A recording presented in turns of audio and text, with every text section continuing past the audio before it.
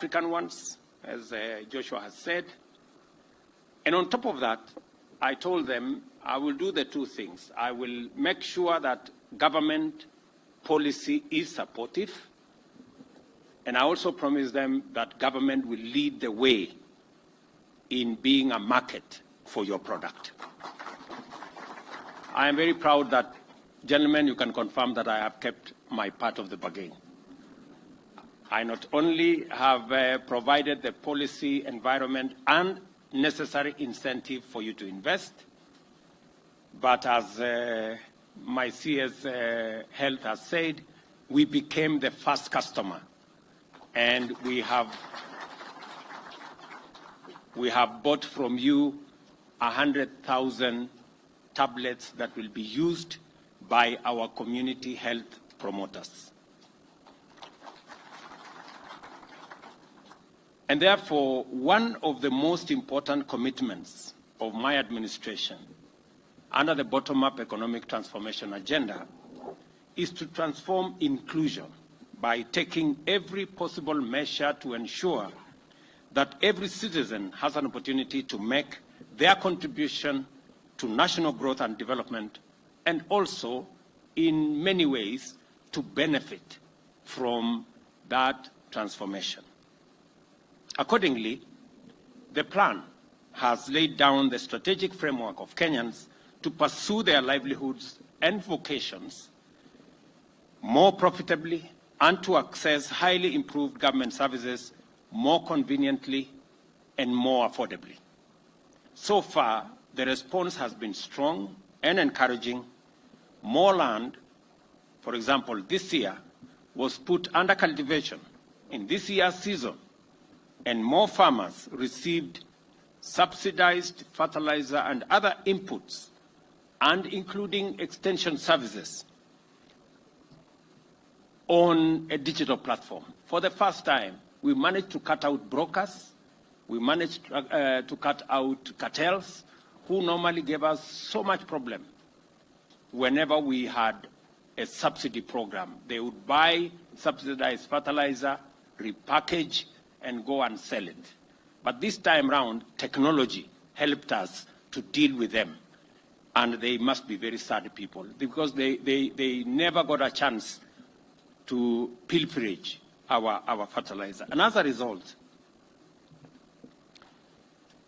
we have this year's maize harvest, for example, is going to be 15 million bags more than last year. Similarly, millions of hustlers have been able to register with the Hustler Financial Inclusion Fund and received affordable credit that is not necessarily secured by anything other than their ability and their credit rating in terms of how they pay. And they can now grow their credits, grow their businesses, and meet other financial needs.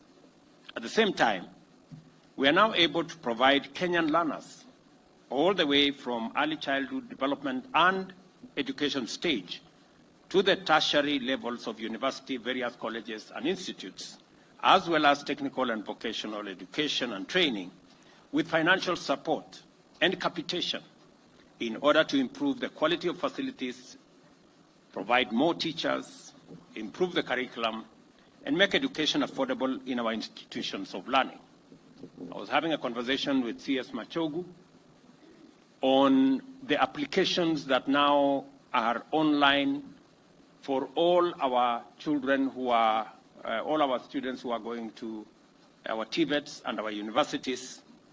We had to work with the technology providers to make sure that it expanded the capacity for the hundreds of thousands of learners who are applying. And I am very confident and I'm very happy that technology has made many things easy, affordable, efficient, transparent, and accountable. Our universal health coverage, as was said ably by CS here, is off to a very brilliant start with the recent launch of the Community Health Promoter System, which will provide preventive and promotive health services at the grassroots countrywide and facilitate diagnostic and early detection of conditions requiring curative attention to Kenyans from the comfort of their homes and in all instances free of charge. All these interventions have made unprecedented progress in expanding inclusion, enabling previously marginalized groups and households who are typically the most vulnerable and in need of these opportunities, both in terms of participation and contribution, as well as receiving support and benefits. More households are now involved in gainful economic activity in various sectors. And as the bottom-up economic transformation agenda gets underway properly, this positive change will begin to demonstrate manifest progress. If what CS Nakumicha is anything to go by, we are shedding off a lot of baggage and a lot of unnecessary paperwork and a lot of cumbersome processes and making it simpler because of the benefit of technology and because of digitization.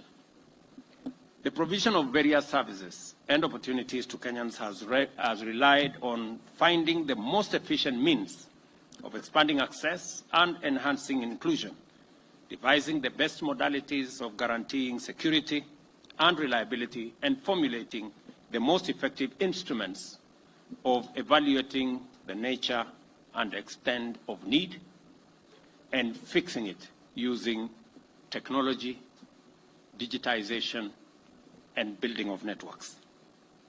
Our farmers interact with extension services without leaving their homes or farms because extension officers facilitate them to register and submit relevant data to update their input, what type of mechanization they want, what kind of diseases they encounter, and what kind of pest control measures that would make them much more productive, as well as all other needs.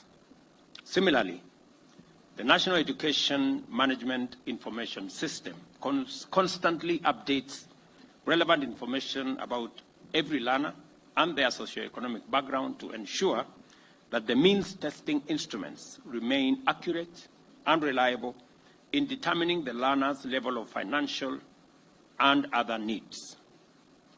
The Hustler Fund has been able to serve millions of Kenyans from all walks of life, especially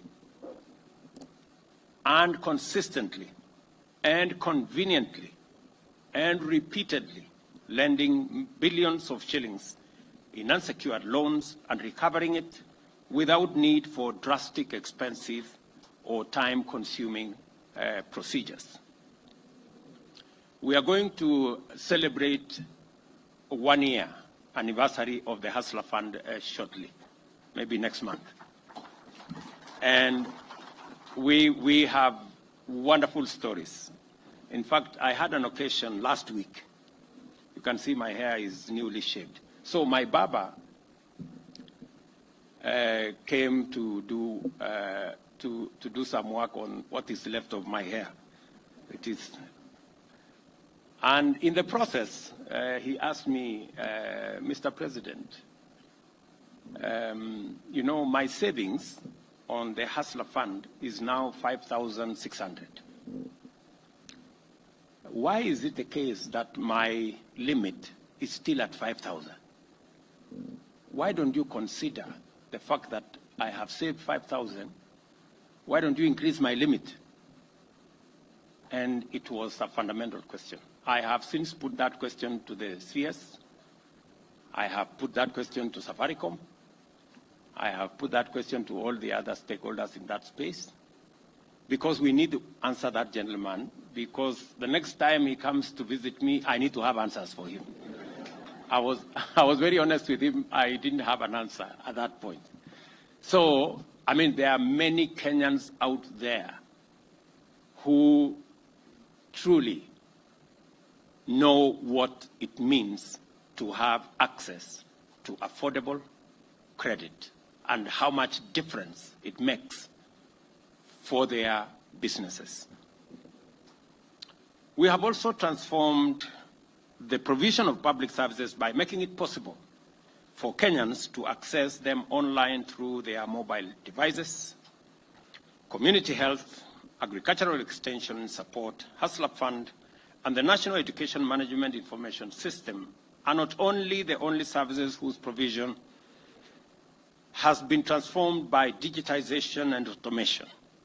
The government has increased the number of public services accessible through digital services to over 13,000, freeing up the people to concentrate on their lives and livelihoods and go about their business without the necessity of queuing, the necessity of traveling to try and access government services. And I must congratulate the Ministry of ICT working with the Ministry of Interior for what they are doing around that space. I did agree with them. I gave them some timelines on where we needed to move. I think many people did not believe that it was possible to move government services substantially to be available on the digital space. We had only 320 government services a year ago. Today we have 13,000, and we are well on course in making sure that by the end of this year or shortly thereafter, all government services will be available online. Already, the digital ID, which has been a big problem to us for a very long time, is now on a testing mode for the next 2 months. I have been assured by all the stakeholders, led by the ministries concerned, that by December, we will be able to launch digital ID, where every Kenyan don't have to carry any paper, plastic or otherwise, as an ID, that they should be able to be identified digitally using their iris or their fingerprints, and we can transact without the necessity of people struggling to identify who they are. And